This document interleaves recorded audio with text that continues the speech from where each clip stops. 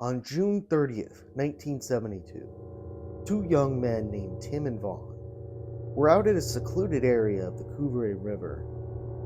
They had spent the day fishing from a high bank that overlooked a lower bank on the opposite side of the river.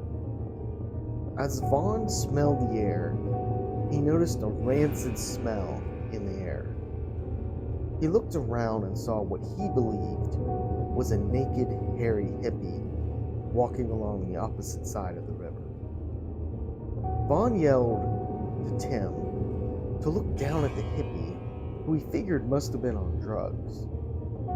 Tim jumped up and looked, but knew immediately it wasn't a hippie. The being was much taller than a typical man and was covered with hair. Also, it looked as if its head sat right upon its shoulders. Both men attempted to come down to the bank to get a better look, but as they did, the creature turned, saw them, and ran right for them, causing the men to panic and run for their lives. Only 12 days later, in that same area, another sighting would occur.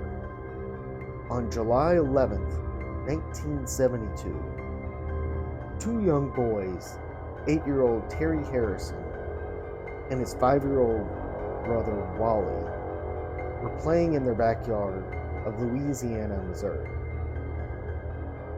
Louisiana, Missouri was a rural town located in northeast Missouri, right on the Mississippi River.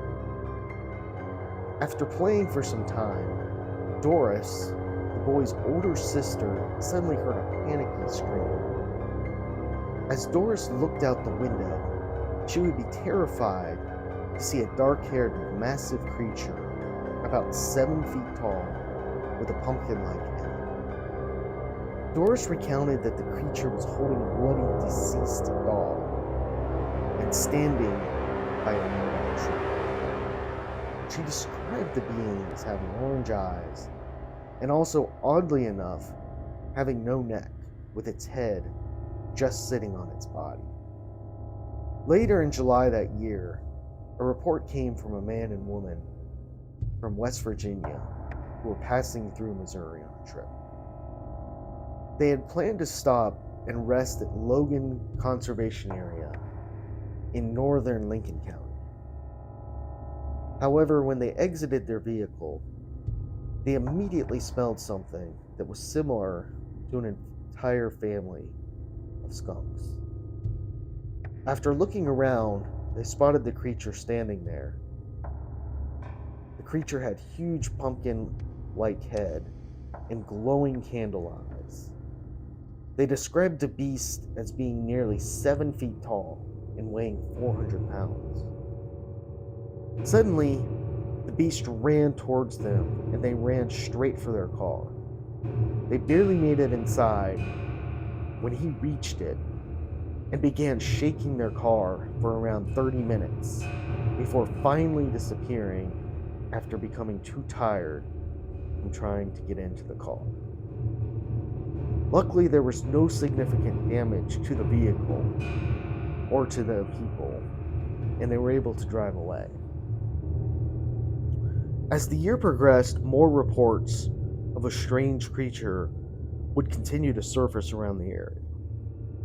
Perhaps the most well-known of these was that of Richard Allen Murray.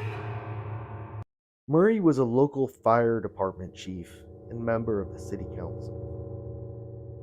Murray reported driving along a creek bed when he saw suddenly something moving in the woods. When his headlights reflected on it, Murray saw a huge hairy creature that dashed into the woods to get away. Fed up with these reported encounters, a 20-person posse formed to hunt the mysterious creature. No monster was ever found, though. Over the years, many names have been given to this creature, but eventually the name Momo was given, and it stuck.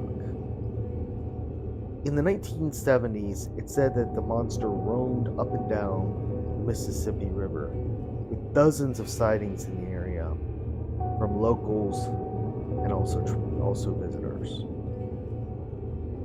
Still, with spottings almost non-existent today, one has to wonder whether the creature may have died or moved on to a different location.